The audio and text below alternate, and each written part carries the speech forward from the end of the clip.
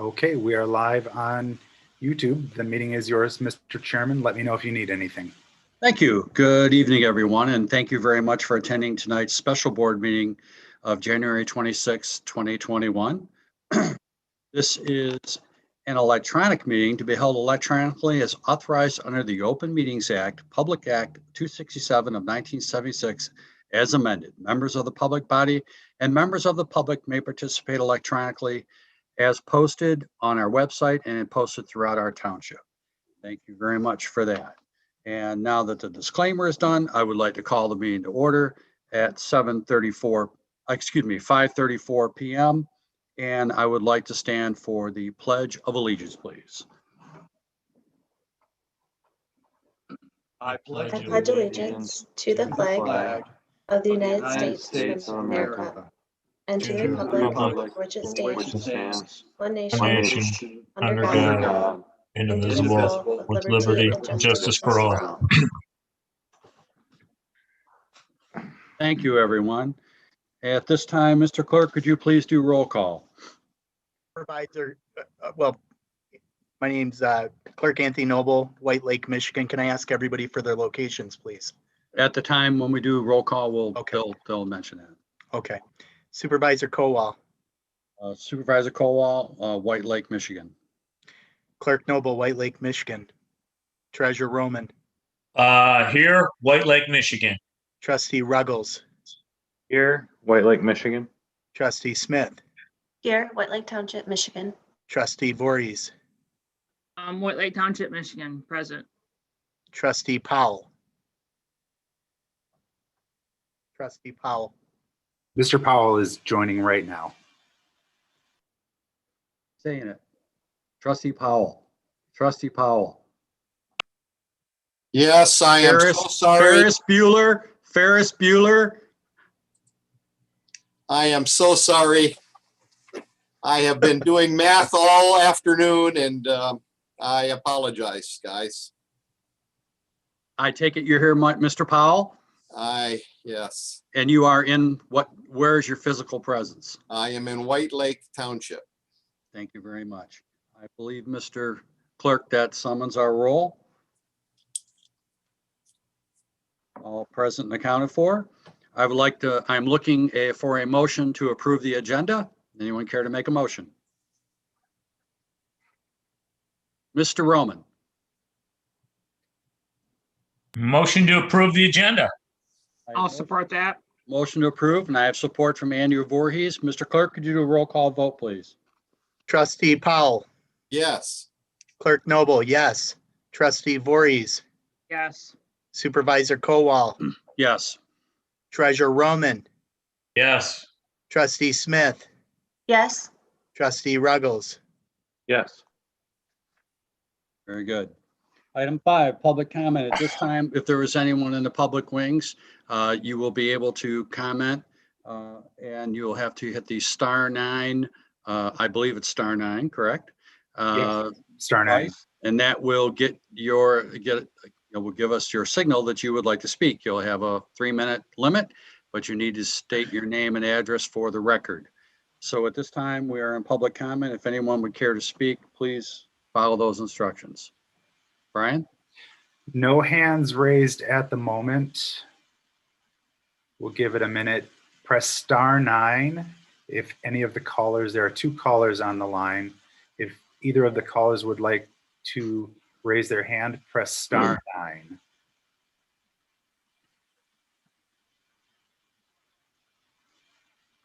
Seeing as there's no comment, I will close public comment and we will move on from there. Item number 6, water system rate study. I will say that I know that Mr. Potter has put a ton of effort into this, and I know that he has educated all of us over his time here at the township and many, many things that we've talked about. And we're very fortunate to have Tom Traciak with us tonight too, who has a long-term relationship with the township. I don't know Sean, but that's okay. But nonetheless, if he's good company and you tell me he's okay, Tom, then we're good. So, but nonetheless, we hire these groups to review our system and where we are and how we operate. We have Mr. Potter as our trustee, so to speak, of our DPS system and our fiduciary to look over the best financial well-being and wherewithal of our water system. And seeing as that we are approaching a growth period in our township, that we will have expansion of our system throughout the township, and the fact that many segments of our township are many years old and will need some attention as time goes by, and not to mention the unknowns that will come out there. It's at this time that the study has revealed that a rate increase is indeed necessary in order to sustain and grow our system. And also with the growth that we have on our system, we have at moments and times, and Mr. Potter, you can nod your head if it's applicable, we have put our current staff to its limits at time and stress level, and are in need of hiring an additional staff. This funding would also account for that and allow us to offer us the opportunity to find potentially a superintendent that would work along with Mr. Potter and his team and be an active participant to maintain our system. We also have made a commitment as a township to the Huron Valley School System to extend our water service to them. And they have made a commitment to us, a multi-million-dollar commitment to us. And seeing as these commitments work both ways, the purpose of this is also to make this a very successful marriage between the two ventures, which will provide high quality water to the school system and along that transmission line, which would also end up being our westerly loop for long-term plans of a circulatory system in the township. So those things said, I would like to at this time turn it over to Aaron Potter, our DPS director. And Mr. Potter, if I stole any of your thunder, I'm sorry, but I just wanted to put the facts out there, and I will let you kind of go from there. Mr. Potter. Thank you, Mr. Supervisor. You have covered quite a bit of it. Yeah. So what you have before you tonight is a rate study that has been conducted started with our water asset management plan. But the planning goes way back for iron filtration, which is one of the capital improvement projects that's included in this. But the rate study includes Aspen Meadows well house iron filtration system. Also includes Twin Lakes 1 well house replacement, as well as quite a few other capital improvement projects from our CIP and our water asset management plan. So yes, as you correctly identified, the township has agreed to work with the Huron Valley School District to partner up with them in bringing township water down to the Bogey Lake campus. It was determined through our engineering on that there was going to be a need to improve that water quality. Huron Valley Schools graciously agreed to pay for the entire project plan, even though half of the project plan was going to benefit not only their loop on the water system, their potential loop, but the rest of the township as well. There has been a long documented need and demand from our residents here for better quality water that started over a decade ago. This township started a water feasibility study for iron removal in 2004. And then again in 2010. Part of the 2010 study, I believe, and Tom, I think you were with Umba and Associates at the time and were involved in that. Essentially, there was a rate study in 2010 that went on through what looks like 2013, was ultimately approved and reflected in the fee ordinance January 2014. Much of that funding is what provided the the available funds for the Village Acres iron filtration plant, which was completed in 2017.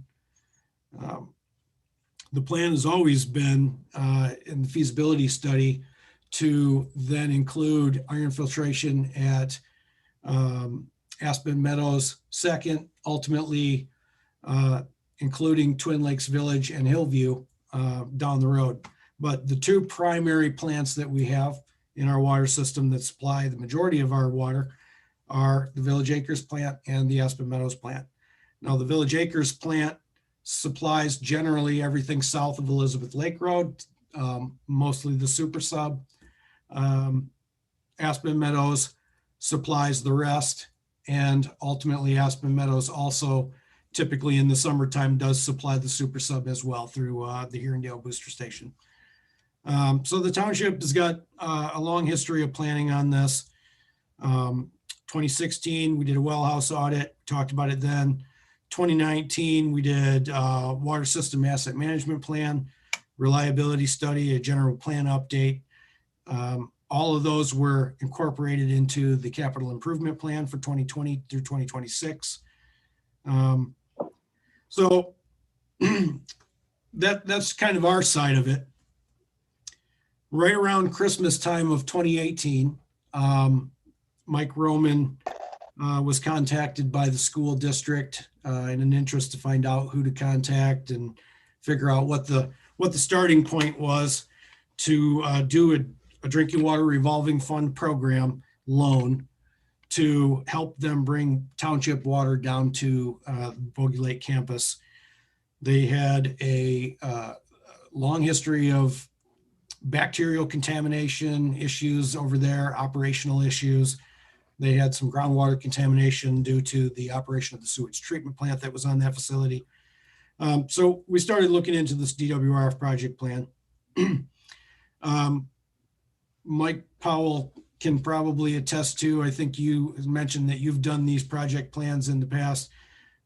Turns out that was a no small undertaking, major undertaking. So the school district, like I said, graciously agreed to pay for the entire project plan through an escrow with the township.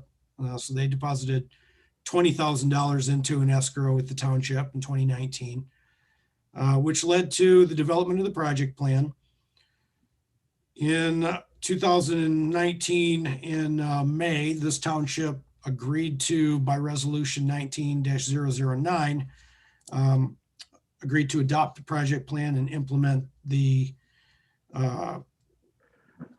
what was at that time was called alternative number 4, which would be what we know now as the current plan. 2020 of this year, you approved Aspen Meadows Iron Filtration Project for engineering, as well as the Bogey Lake project for engineering, 2 separate resolutions, each half paid for by the respective member of the project plan. So that leaves us to current. We have the project plan scheduled for funding currently in the DWRF funding schedule for 4th quarter 2021, I'm sorry. Part of the requirement of that was that we finish up the rate study and move some of this information on over to Binzinski, who's going to develop the rate methodology for the plan. That kind of wraps up the Aspen Meadows portion of the presentation for tonight. Like I said, I've spoken many times on this with the township board at many meetings. Our number 1 water quality complaint in this township has been rusty water. We've made good progress in solving that problem for our township residents and businesses, but we haven't solved it for everybody. We've took a chunk out of it, but we've got a lot of work to do to keep on the track with the planning that we started as far back as 2004. So before you right now on the agenda, you've got the rate study with Tom, and I'm going to turn this over to Tom to talk about the rate study and the rate methodology in a second here. And I wanted to go over some numbers that I've done just in-house to show how these proposed rates would be reflected on the average township residence bill. So I did some breakdown based on our utility billing for 2020. And I looked at, and I'm sorry, Scott, I only looked at residential as part of this. This was done about a week ago. As my theory on that was residential versus commercial. Most of our residences are on some type of family budget. They vary all over the place, but they don't have the ability to just generate new revenue to pay higher bills. It doesn't work that way. People make a certain amount at their job, for example. If they get a higher bill, they're going to have to figure out how to pay. That's going to have to come out of their budget somewhere else. So versus businesses that may be able to pass some of that cost on to their customer, may be able to absorb it in other areas of their business. So we looked at township average user rates, residential rates for 2020. And through our billing software, came up with a report. Our average township user used 142,000 gallons for the year in 2020. With our current rates applied, that worked out to about $440 for the average user water bill for the year. Now, when we looked at the proposed rates that you have before you now, that average user's annual water bill was going to go up to $507.23. It's an increase of about $66.73 per year, $16 a quarter, about $5.50 a month, about $1.38 a week, works out to about 20 cents a day. By comparison, there's been some talk of the township connecting to Detroit Water. We looked at that as part of our project plan. So I used Commerce Township's rates, their current rate study rates for 2020. And their bill with their rates, which work a little differently, but the same number of units of flow, the same gallons, works out to about $1,334 a year annually. So currently our water customer, average customer, is at about $440 a year for their water. Currently, that same customer, if we were supplying them with Commerce Township water, assuming we are going to get a 1-to-1 rate, is going to be at about $1,334. Our proposed rates, our customer would be at about $507 a year versus the proposed rate of Commerce Township, which would be about $1,334 a year. I know that's clear as mud, and I would like to, I can definitely support some of these documentation with anybody that asks for it. But what the takeaway on this is, our water is very, very affordable. We had some of the lowest water rates in all of Oakland County. At the time we did our water asset management plan, I think we were third lowest in all of Oakland County. My discussions with Tom through our work together on this, mostly his work, were that he kind of reiterated that Tom has done water rate analysis for, I think, said over 400 communities. And I think we'd be hard pressed to find anywhere that has cheaper water rates than we do. Even with the proposed increase, we're very cheap. I broke this down to our minimum users as well. Our minimum users, our water would be at about $1.98 a month increase, and they could have all the iron-free water that they wanted. That works out to about the cost of one of these. I think I paid $2.09 for this cup of coffee today, something like that, per month. So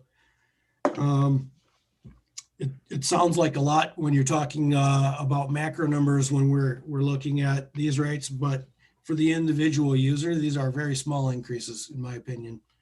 A lot of this goes to our efficiency here in the township. I think we've been able to operate pretty efficiently. We have greatly increased our capability here and increased our treatment costs here. And we've kept our annual maintenance pretty darn level. So I guess with that, I'm going to turn it over to you, Tom, to discuss some of the details of the rate structure. All right. Well, good evening. As Aaron mentioned, I've worked with about 400 communities. Half of those are townships. I do a lot of work in Oakland County. I've worked with about 17, 18 communities in Oakland County.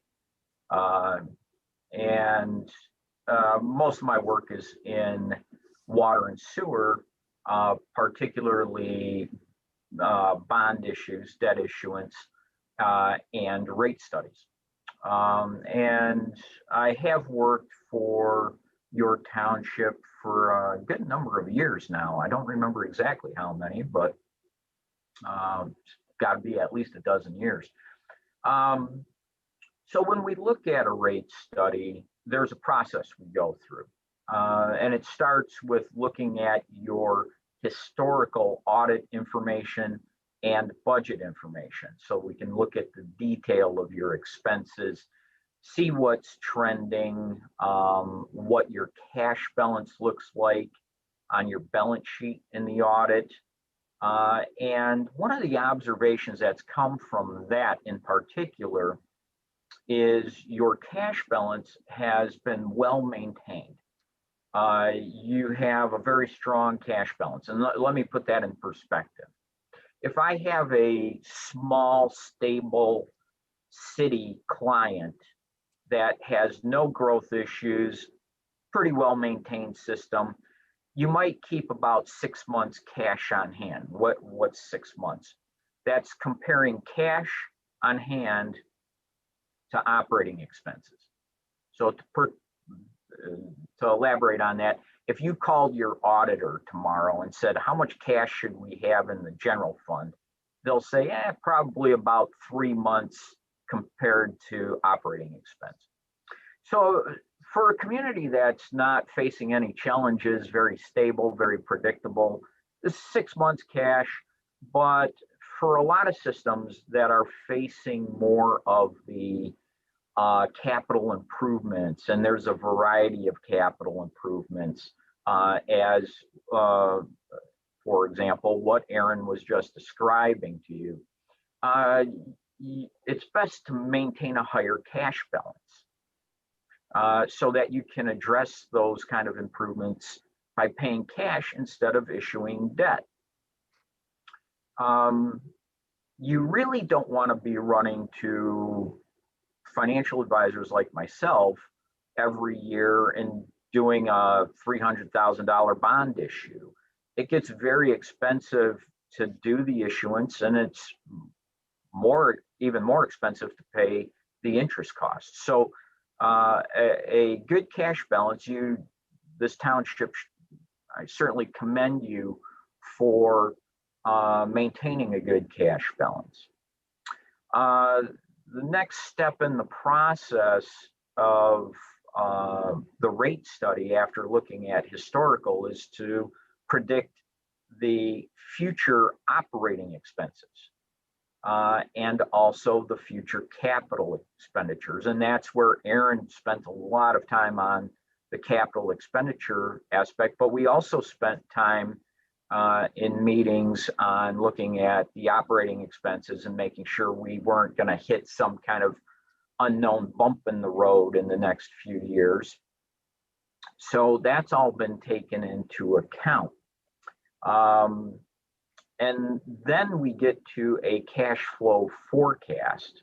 And this is where I'm going to, if it's okay, I'm going to share my screen. Now you have the report, but I thought it might be handy if I shared the screen as well.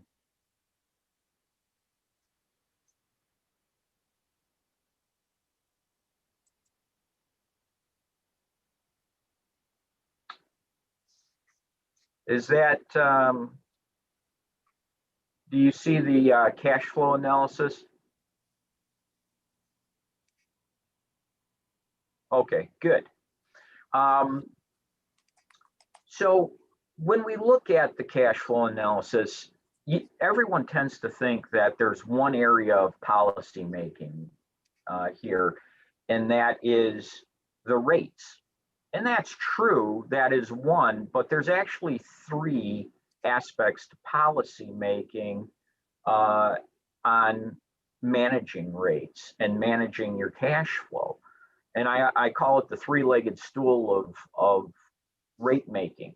It's your user rates, it's your cash balance, and it's your capital spending. And notice I didn't include operating expenditures because that tends to be static. If you look toward the center of the page where it says less total operating expenditures, you can see that that tends to be consistent from year to year, especially in years 22 through 26, that we've taken that into account. But the areas where there can be more change is in rates, cash balance, and capital spending. So toward the bottom of the page, you can see less current debt service payments, and there is a existing debt issue. And then you see estimated cash funded. We've got Hillview, Twin Lakes, and then we have the estimated debt service on that pending drinking water revolving fund loan that you're planning to do this year. And so we've taken that all into account. And so that is pretty much a known quantity at this point. So then we turn to the other two legs of the stool. And at the very bottom line is the cash and investments. And this is where we have a very strong cash and investments. If you notice though, in the year 2024, you take a dip on cash and investments. And that's because I assumed a cash payment for the Twin Lakes project. Because quite frankly, going down to 2.4 million on an operating expenditure budget of 1.2 million still leaves you 24 months cash on hand. So this is always the position you want to be in as a local government managing a water or sewer system, is that you have the cash flexibility to avoid debt issuance and to still, after a major project, maintain a healthy cash balance in the account. And so that's your cash buffer.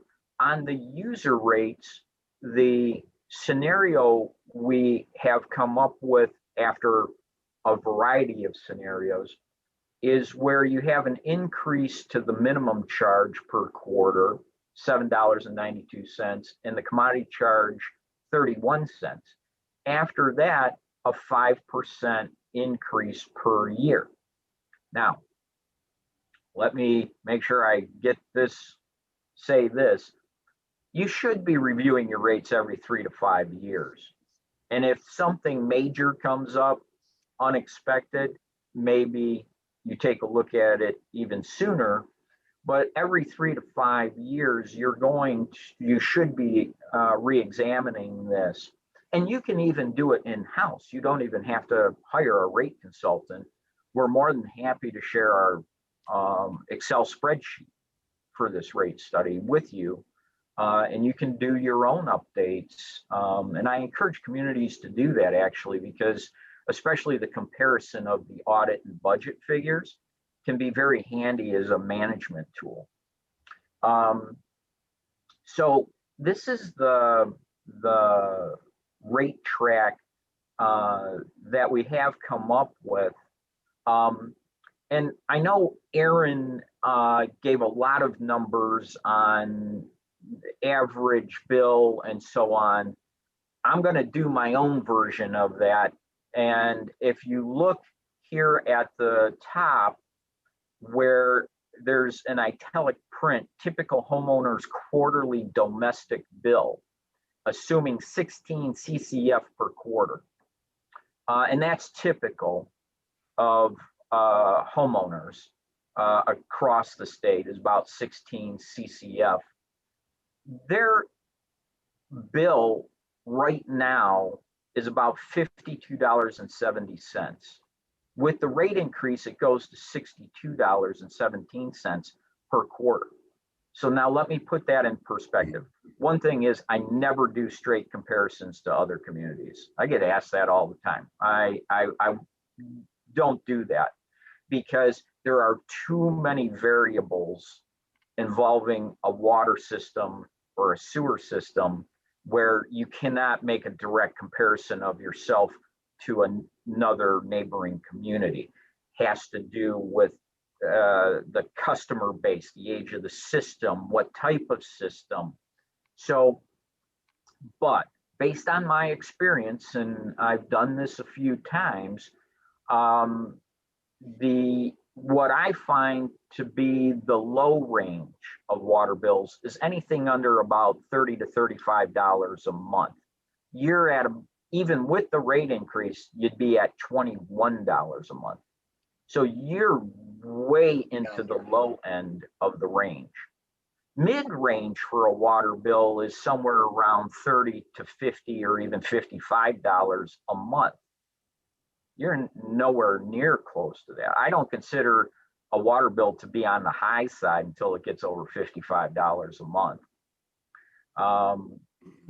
So I think you guys are doing great. I mean, this is your cash balance well maintained. You're in a good position to handle capital improvements. Your water rates are low, even with a proposed increase. And you've got very stable revenues and expenditures.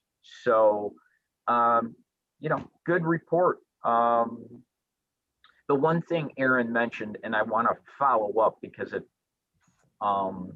don't want to leave anybody confused on this. This is a full rate study that I'm doing here. Bobby Benzinski's doing your DWRF loan bond issue. There's a specific report that has to get filed with Eagle for that. And Bobby can take my report, chop it down to a couple of columns and give it to Eagle. So this is, I wanted to let you know the rate study work isn't being done twice. It's just Bobby's going to translate it for Eagle. And Bobby and I know each other well. If he's got any questions on it, he knows he can call me. With that, any questions?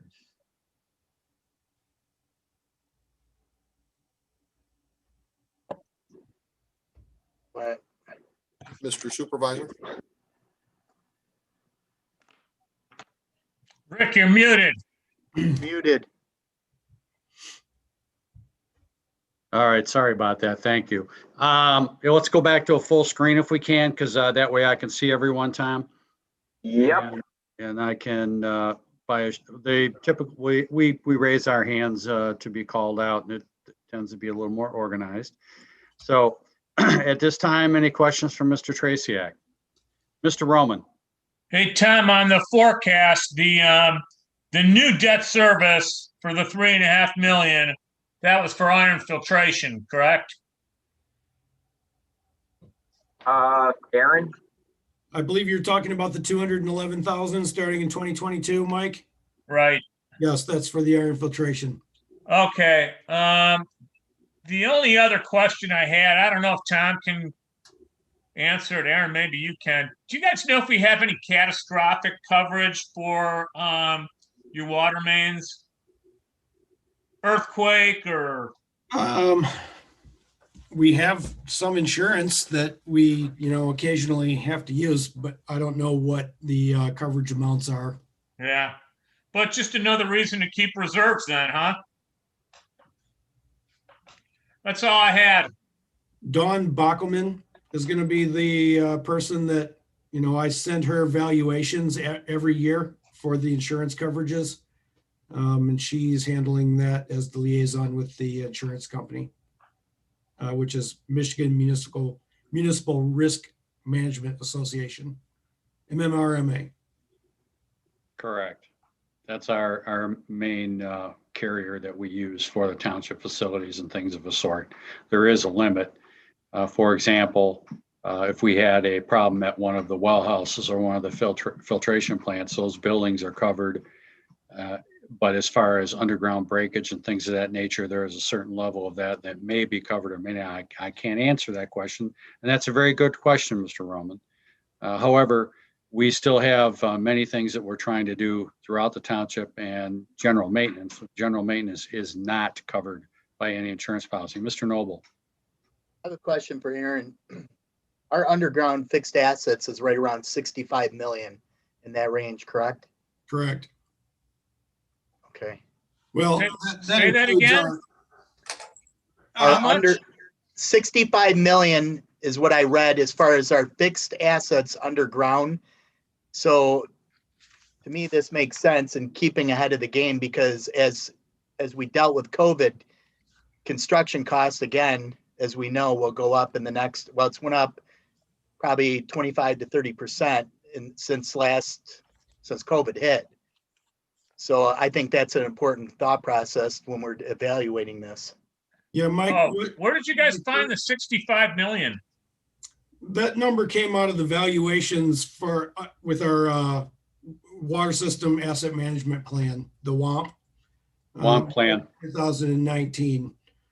So that basically assigned a replacement value to all the components of our water system, including our well houses, hydrants, valves, water mains. And it came in at about 63 million at the time. Oh, okay, that's a replacement value. Yeah, correct. Gotcha. Mike, the reason why I know that, not that I am some genius by no means, because I'm not. I took a day and a half, right around about a day and maybe the next morning, and I took tours from the very worst that we're going to demolish all the way to the Aspen Meadows well house. And I got a very good eye-opening education on our system here. And awesome. It was a very, I would invite anybody to have the opportunity when it warms up, preferably. It was pretty cold that day, to take that tour and get some working knowledge of our facility and what Aaron Potter has done. It was pretty amazing just from the small construction standpoint of his men. I had conversation with him earlier about, and I wrote my notes, that one of the repairs, I want to bring it to the board's attention, that during our conversation, it was paid by Unifit. I believe, Aaron, you can correct me in my notes during our conversation I wrote down, was $100,000 repair. That repair was just done by our own employees, and that's saving us right around 90,000. That unit, I believe, by memory, Aaron, correct me when I'm wrong, was we're off about 10,000, about $90,000 savings by the training, by the leadership within our water department there. So I was really impressed with just the small stuff that on that tour he pointed out. Anthony, you threw me with the 65 mil, because on these these numbers in the net positions, the water department shows about 8 million of assets subject to depreciation. Okay. That- So I might have. I don't believe that's the actual system in itself, Mike. They classify that system. That system in itself was reviewed by RMA, and part of our asset management plan. I believe the $8 million is some of the structures that we have, the hard structures, not necessarily all the pipe in the ground. Yeah, Rick, I have no idea how they classify, but I wanted Anthony to know. That's why I had asked you. Yeah. So I understand where you're getting your number now. Okay. Mr. Potter.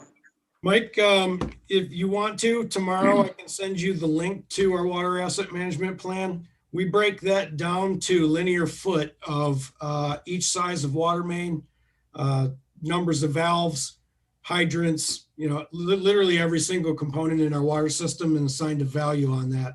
So you can get a real good idea even down to the individual well house, what a replacement number looked like in 2019.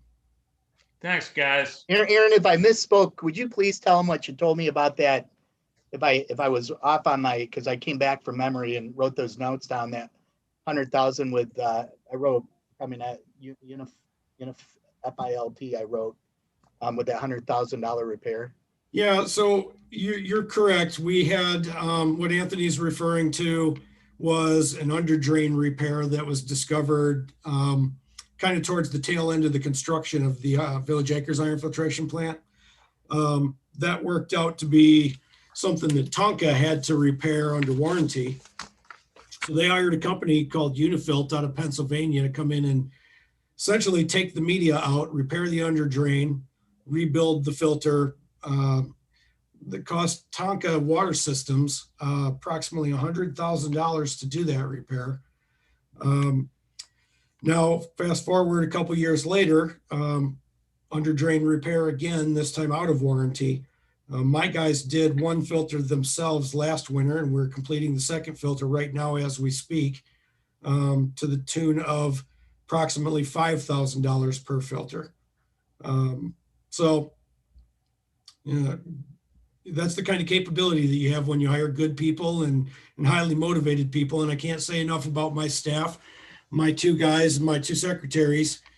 They seem to be able to handle any task that we throw at them. And we used kind of the friends and family plan to assist them in putting the media back in. I literally had everybody around here that had a teenage aged relative. We scrounged them up, and we had a bucket chain and took that media out, repaired the under drain, and put it back in over the winter time last winter. And we're doing the second repair right now. Actually just ordered some parts today, and Rick had to sign a PO for me. And I will tell you that being firsthand and dealing, Aaron and I had a lot of very arduous evenings and our conversations over that initial plant setup. And once we got through that, and then having to do that the second time, but this is just part of the general maintenance, and our staff is qualified to do it. But again, we are pushing our staff to our limit, which would be beneficial to the township as a whole to add an additional staff member, which again is supported by this rate study. So any other questions from the board? Mr. Ruggles. Yeah, I had a question for Tom. I was listening to your presentation at the end there when you were talking about what you consider to be low, medium, and high rates. And maybe I missed something, but you said you wouldn't consider it high until it was $55 and up. But didn't it show in 2020 that in White Lake it was $51? But maybe yeah, I'm sorry. I might have lost you on the turn there. That number is the quarterly number.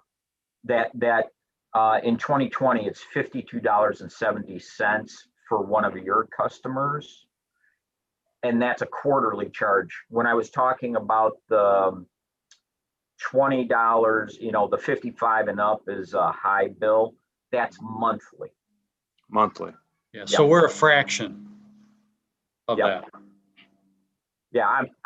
And the reason I translate it to monthly is that's how it's most commonly expressed on comparisons and such. Okay, thanks.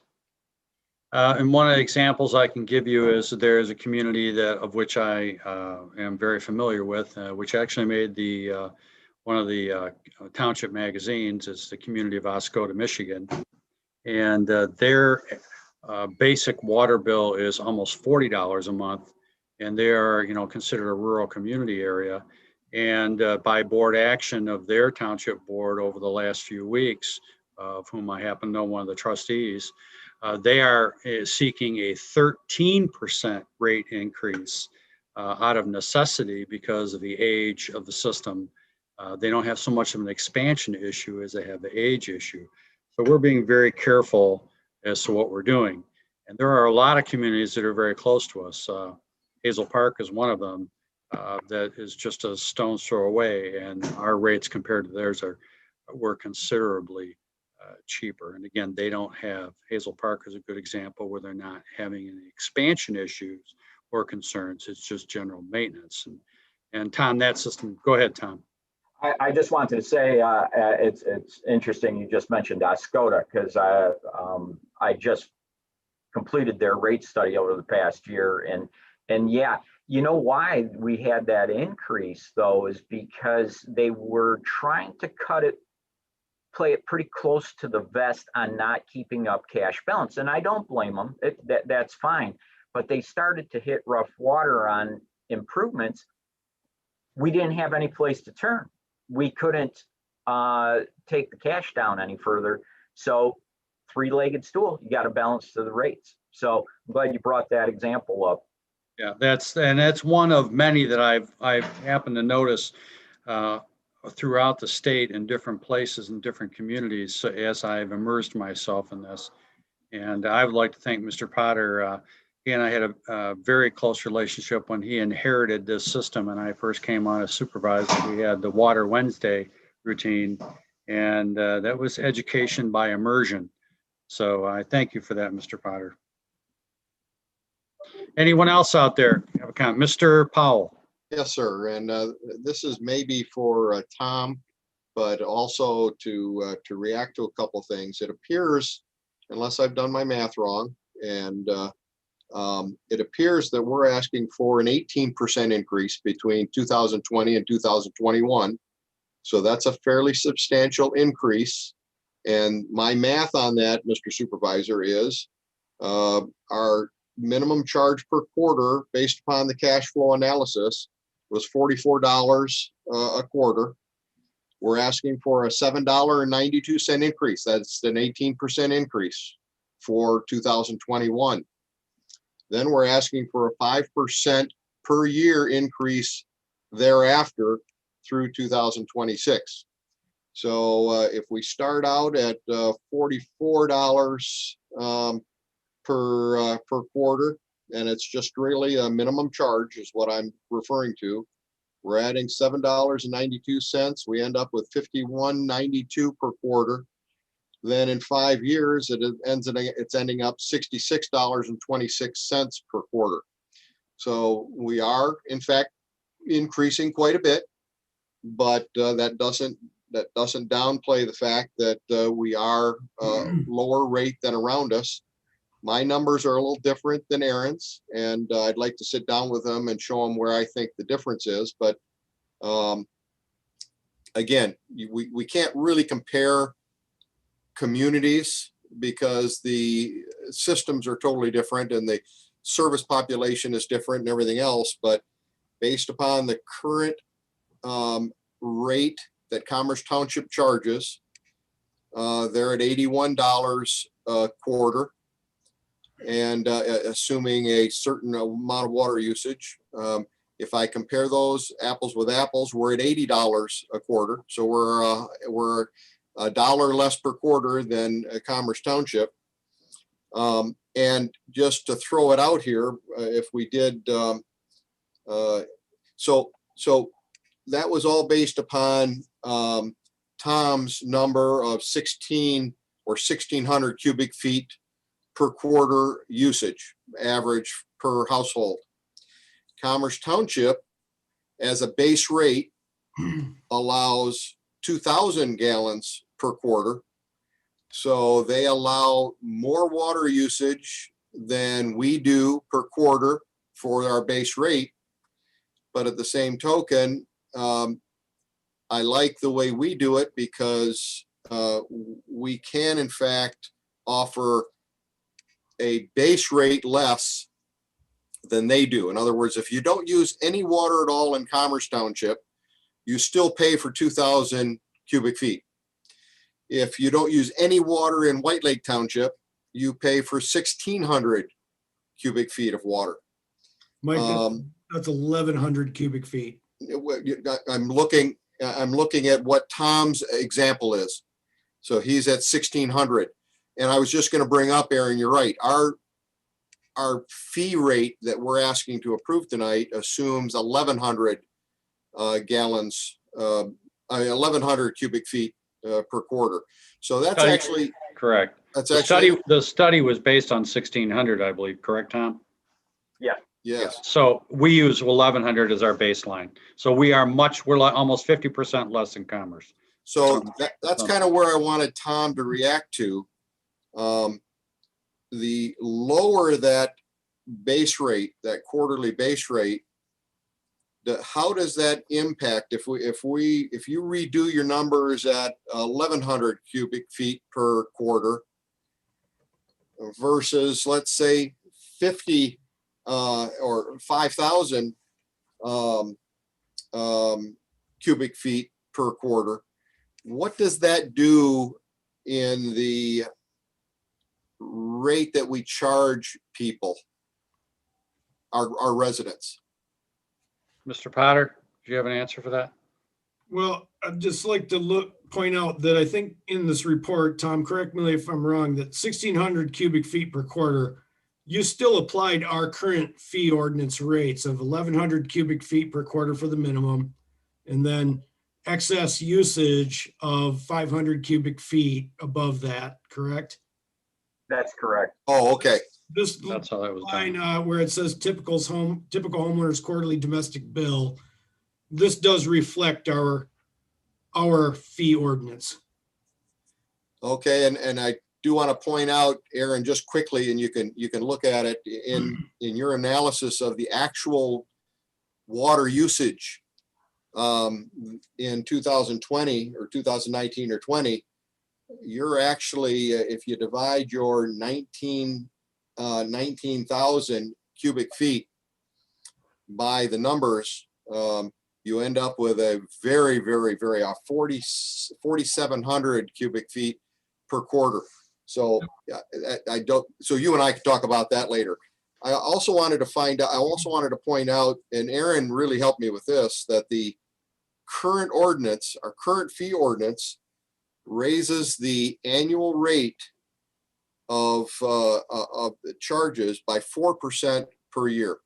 So we're not increasing everything by 5% per year that I thought it was at. So I appreciate Aaron pointing that out. It is a 1% per year increase, but it's not exorbitant like an additional 5% per year.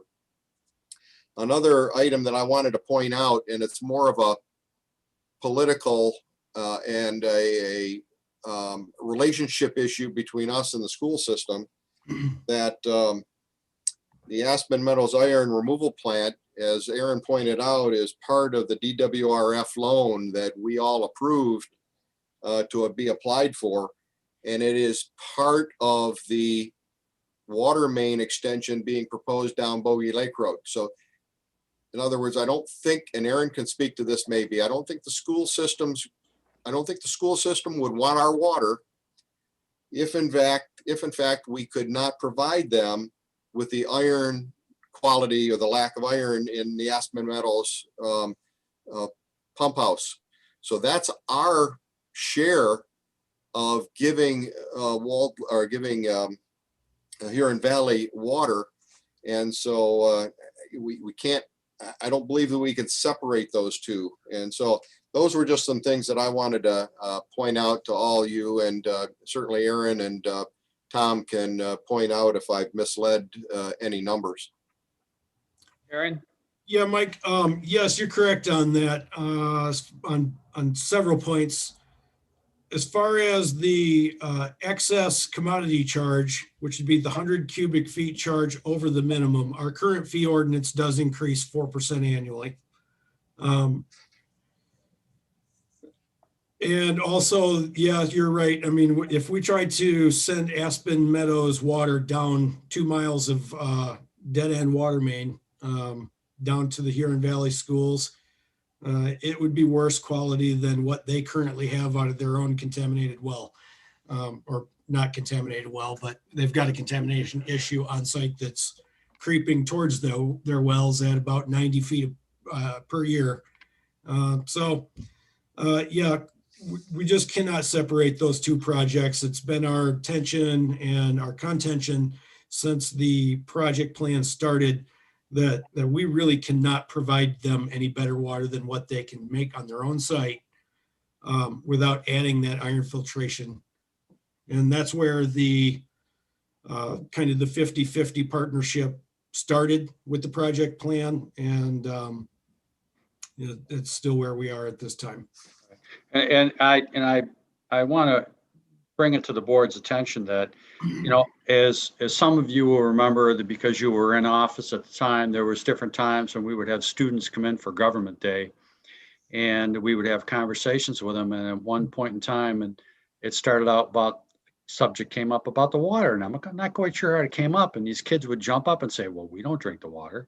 And then they would start to tell us all this stuff. And I think the board in itself was kind of caught a little off guard.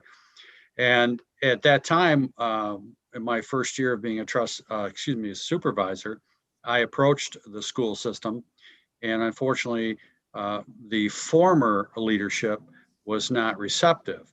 But Paul Salah, the current superintendent, is very receptive and has been instrumental in partnership with the township to move forward. So the thing that I also have to remind my board members is that once that water main goes in, that water main is our baby to maintain. So that's another reason that we need to have a few more dollars behind us, because that'll be 2 miles of water main that we have to maintain in the future in perpetuity.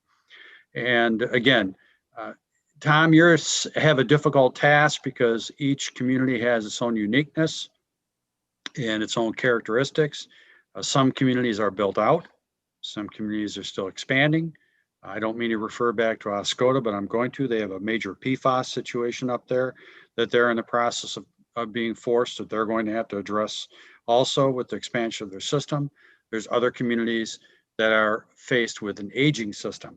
We're somewhere in the middle. We have an aging system, and yet we have expansion. So putting ourselves in a position of fiscal responsibility will mimic how we will function in the past moving forward, so that we'll be in a good shape if and or when we have any problems, and be able to handle the expansion and the maintenance of the current facilities. Any other board members have a question at this time? Mr. Ruggles.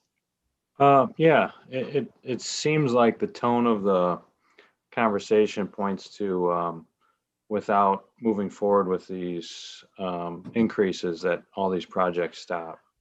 So what moves forward, what stops? If there's no rate study, what won't happen?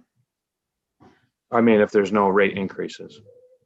Well, I can't specifically tell you what specific what projects won't happen, but I will tell you that it could potentially put the iron filtration plant in jeopardy, which in turn would put us in a non-deliverable situation for the school. That's critical. And not just that, you have to realize that iron filtration, let's take the school completely out of the picture. Iron filtration makes all of the difference in the world to all of our infrastructure that the township owns. It's just like in your home. If you don't have a water softener, I'm simplifying this, Aaron, so I indulge me for a moment. You don't have to sell me on iron filtration. I'm therefore, I agree, but therefore, without that will be an expense to the people that are on the water system, and that'll be expense to the township and premature wear and use and wear of equipment. So it's in our best interest to move forward with that, so that we can in turn move forward with the school program, and it'll all kind of sink in as a one, and it'll be a benefit to the township as a whole. So without the increases, then there is no iron filtration, or are we looking for a different funding option? Well, you're going to have a serviceable debt that you have to have there of a couple $100,000 a year, and you've got to find a way to service that debt. Now, mind you, you're going to have users, but having the increases will help us absorb any differentiation that we're going to have through this process. We are a growing community, and these are part of the growing pains that we have. And again, we have some old structure and we have some new structure that we're going to have to look out for. I can't answer each and every specific thing, but these costs and the overall concept are not really that significant, but it makes a difference at the end of the day when you forecast out a number of years as to how we're going to be operating.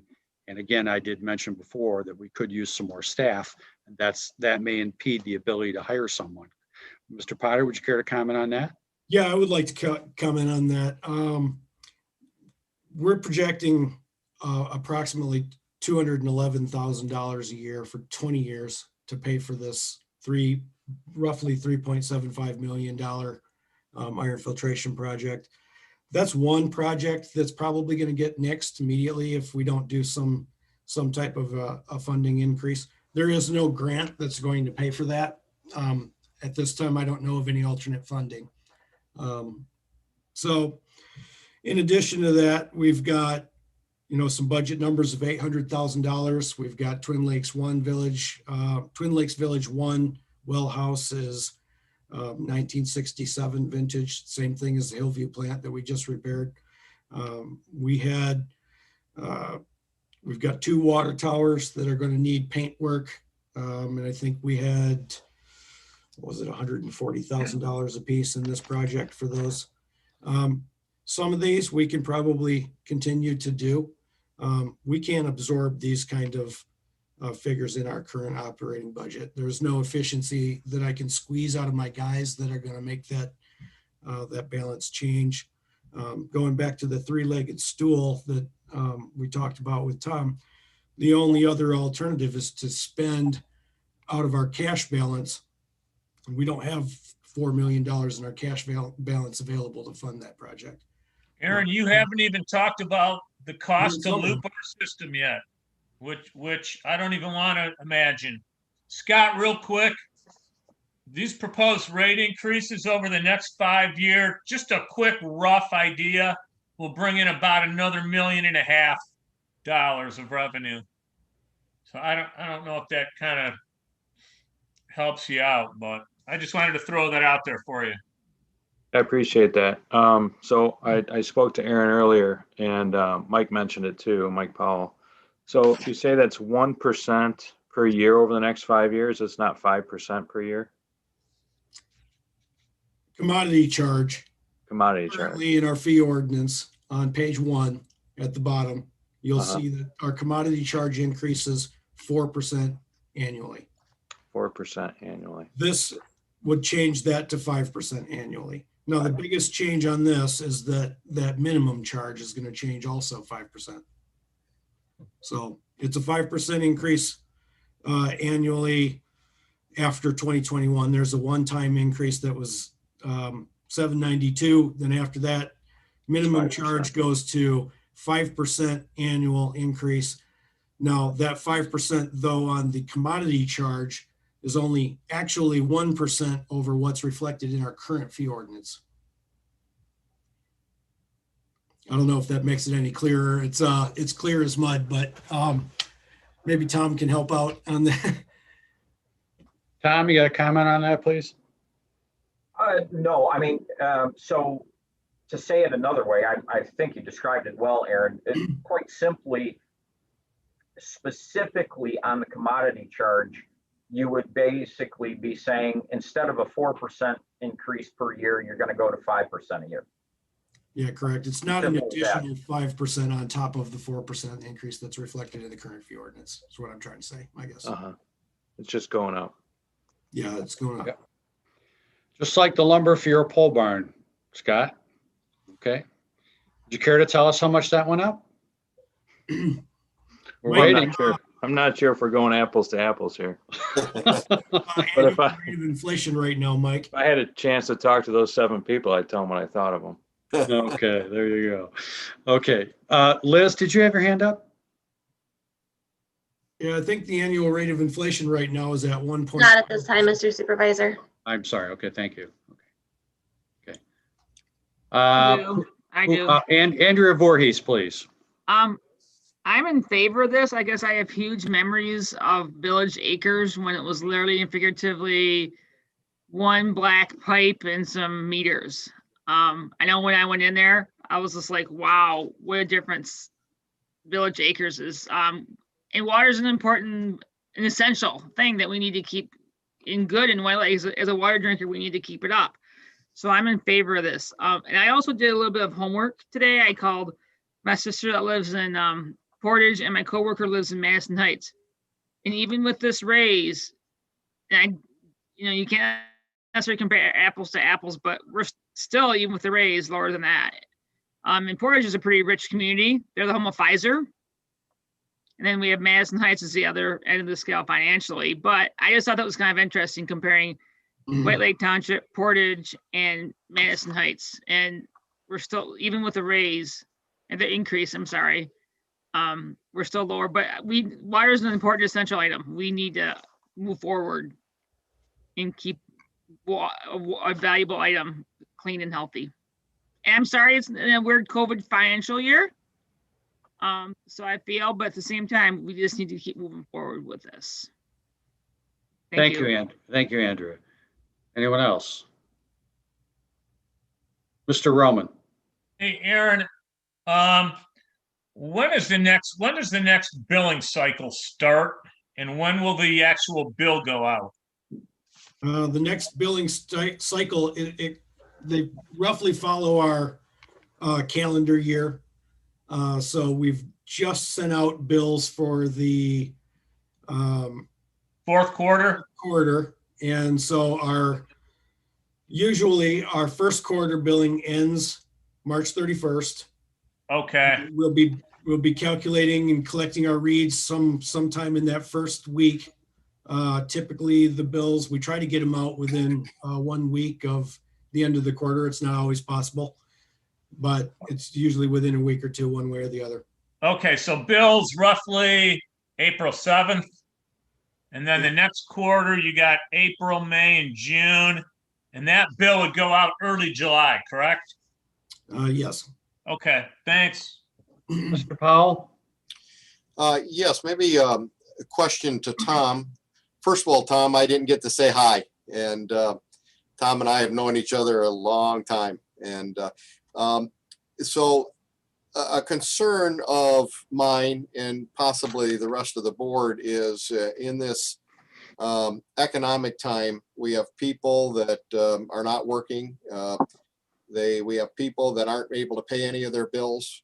We have restaurants that can't open. And then when they do open, if we pass this, we're going to say, welcome back to White Lake Township. Oh, by the way, your water rates went up 20%. With your spreadsheet here, can you give us some idea what would happen if we were to pass this tonight? It's currently presented, but ask that the implementation be delayed until the beginning of the third quarter. Yeah, and that's a very good question. And here is the answer to that. In the management of your rates, in the management of your cash balance, and going ahead with the capital improvements as planned timing wise, it's not going to move the dial on changing policy. Okay, what I mean by that is, yes, your cash balance overall, by delaying the rate increase by a quarter or a couple quarters, is not going to be significant enough for you to say, well, we can't do that because our cash balance would go too low, or we're going to have difficulty paying for especially cash funded projects. It won't move the dial that far. So I would say from purely a cash flow standpoint, I'm not going to presume to guide policy here. That's why you guys get the big money. I would say that you have that flexibility. Okay, my next question then is to Aaron, because I want to make sure that we cover the bases. If that were to happen, Aaron, can you still project, can you still plan on the improvements that this rate study anticipates? Can you still plan on those projects properly?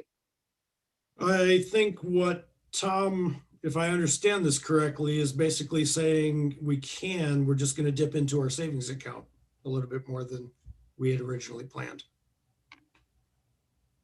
Thank you. That makes sense.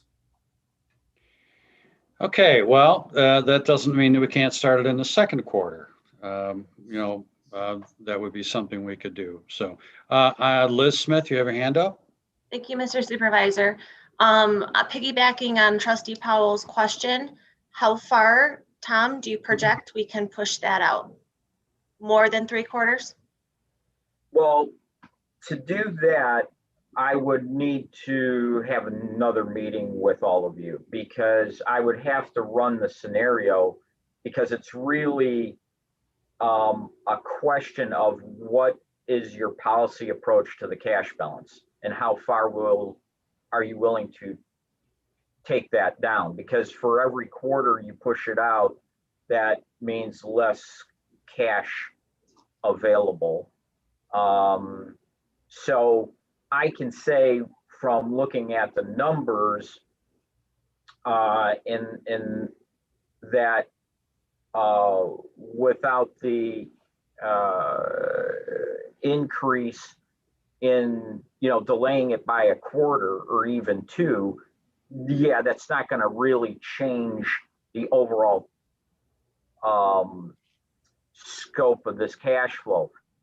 But if you're asking me for a break point, then I would have to run the numbers, and for example, take out a rate increase for this year at all, bring it back to you to see what your tolerance level is on the cash balance. Thank you.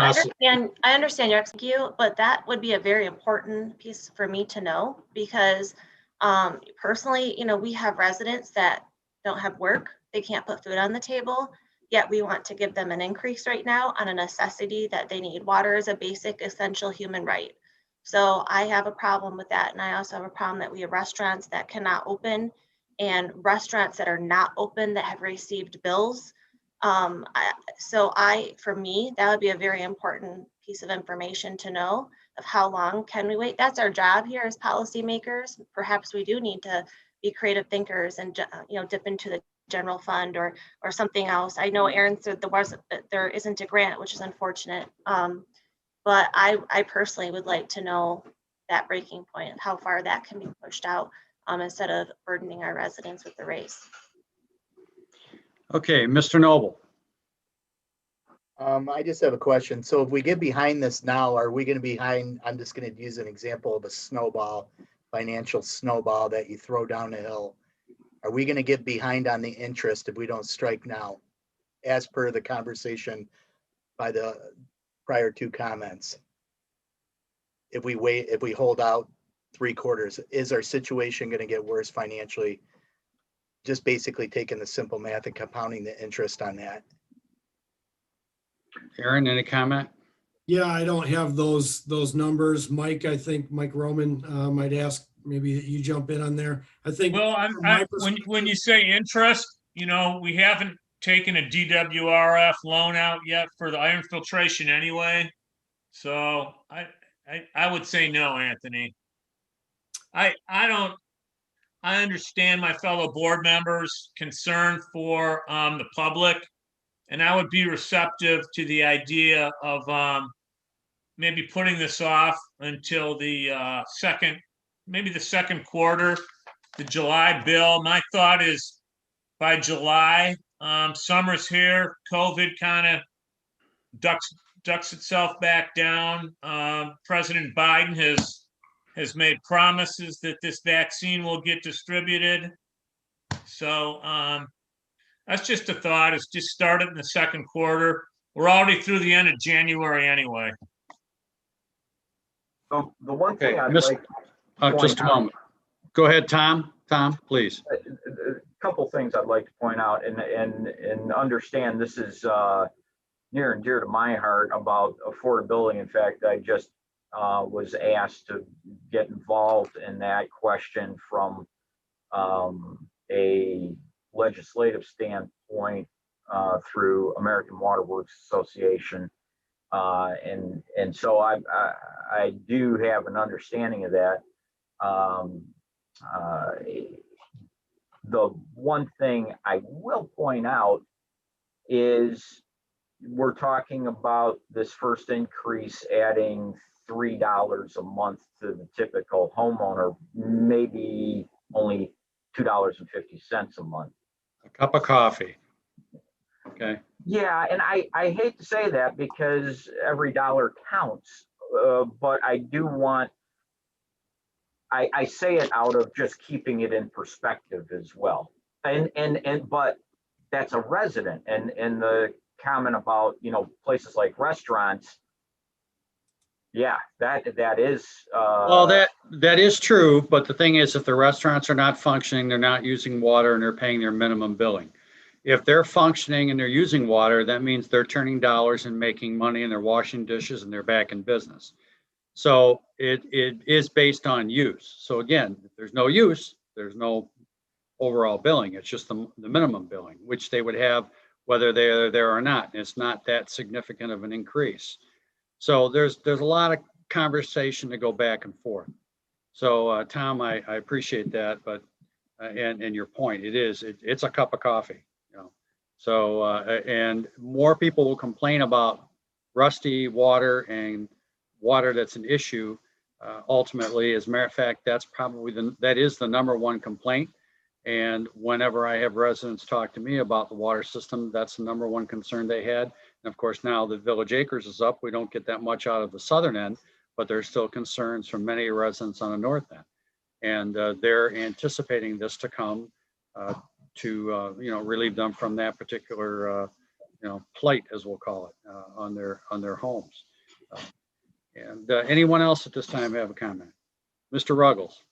Yeah, I've been talking all day about this with a variety of people, and I've mentioned COVID to a number of you, and I think that even though it doesn't seem as significant as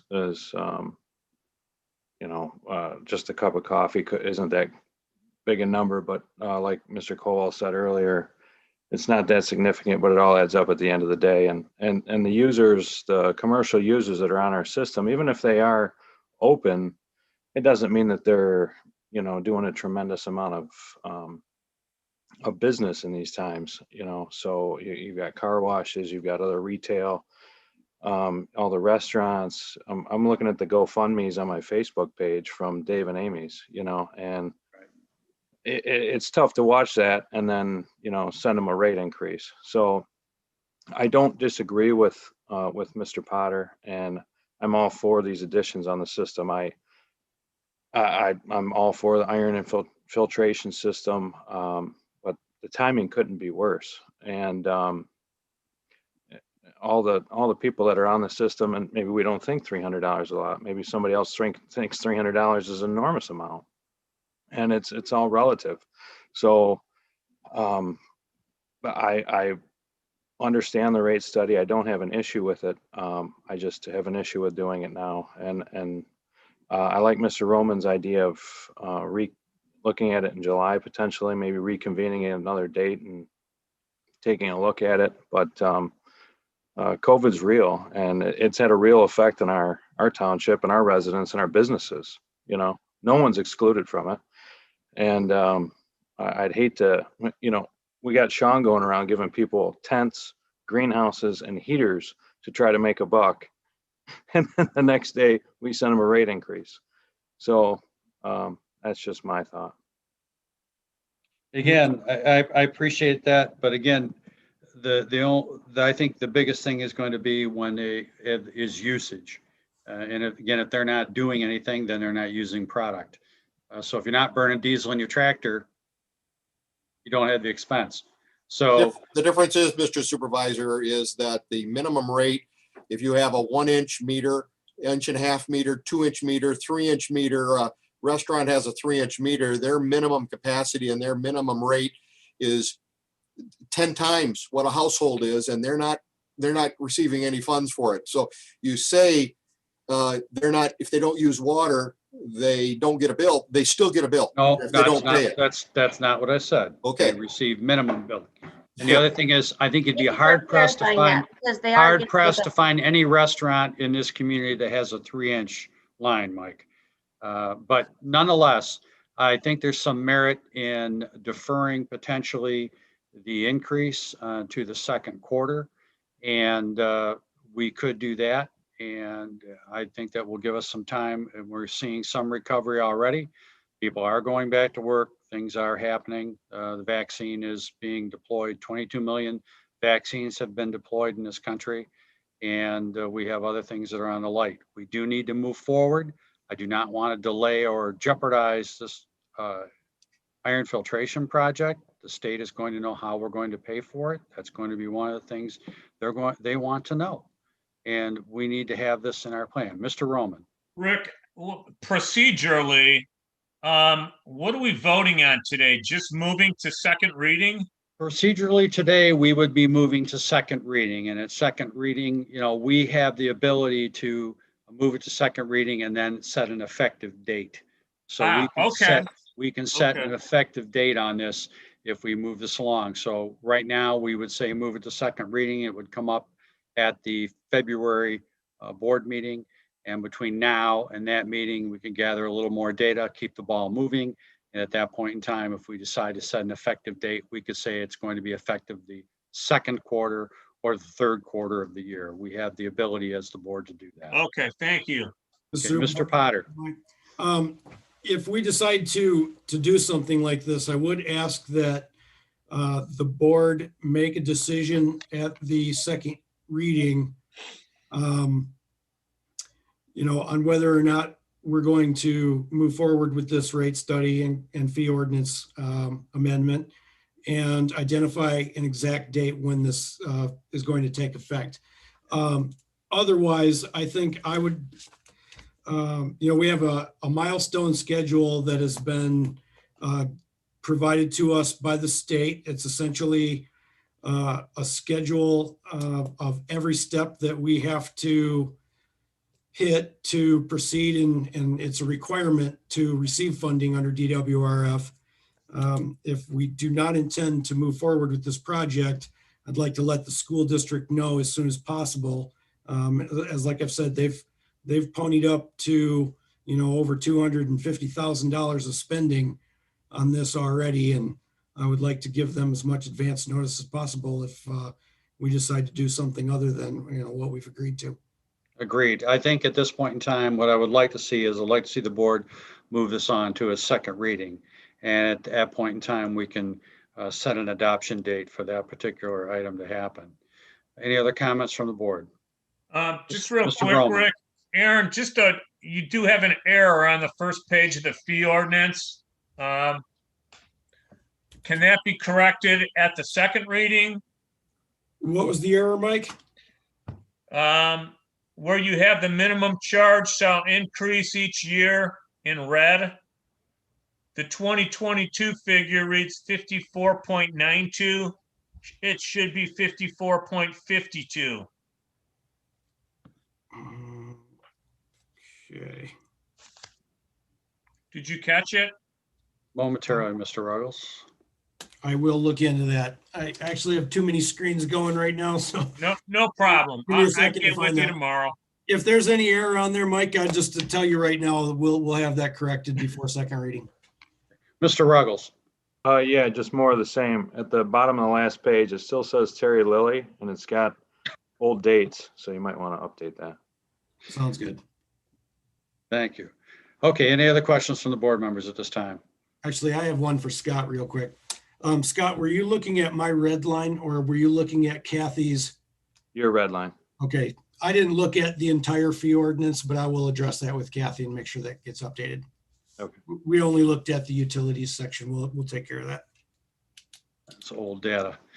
Any other questions? Seeing none, what I would like to do at this time is I would like to enter, I will, in the form of a motion, I am making, going to go to make a motion to move this to second reading, which will be reviewed at the regular February board meeting. I am making that in the form of a motion. I would like to see if anyone will support that. Support. I have support from Mr. Roman. Mr. Noble, roll call vote. Supervisor Kowal, Yes. Trustee Ruggles, Yes. Treasurer Roman, Yes. Trustee Voorhees, Trustee Voorhees. Yes, I said yes. I was Oh, I did- unmuted. It didn't come through. Trustee Powell, Yes. Clerk Noble, yes. Trustee Smith, With comment, I just don't believe this is the appropriate time during COVID. Thank you. you broke up. Was that a yes? It's a no. You vote no, no? Okay, Very thank good. you. Motion carries. Thank you very much. Okay, everyone, we still have some more homework to do and we can all take a look at this a little bit. Tom, I certainly appreciate all your work and efforts that you've done for the community. Aaron, I know that you are striving to better our system. I can only give you high marks for that, the things that you've done. I would invite every board member, if they have an opportunity, to throw on a pair of grubbies and do a Water Wednesday with Aaron. And you'll learn something. You will get educated. And it is very important. And while he has a few ones that are maybe what we'll call the ugly puppies, maybe you need to go out and take a look at an ugly puppy and see why it is that we need to do some of the things that we're doing. And I know it was an eye opener for Mr. Noble, and I've been very fortunate to watch this from the beginning. So with that, I will say tonight, I am making a motion for adjournment, looking for support. I'll support Andrew will that. support. What, I have support by Anthony Noble. Roll call vote, please. Supervisor Kowal, Yes. Clerk Noble, yes. Treasurer Roman, Yes. Trustee Ruggles, Yes. Trustee Smith, Yes. Trustee Voorhees, yes. Trustee Powell. And yes. Thank you. Thank you all and good night. And I appreciate care, all Tom. this. I appreciate all this. You wanted more meetings? By cracky, you got them. Have a Thank good you. night. Thanks, Tom. Thanks for being Have a here. great night, everyone. Thank you, everyone. Thanks, Sean. Thank you, Aaron. Thank you.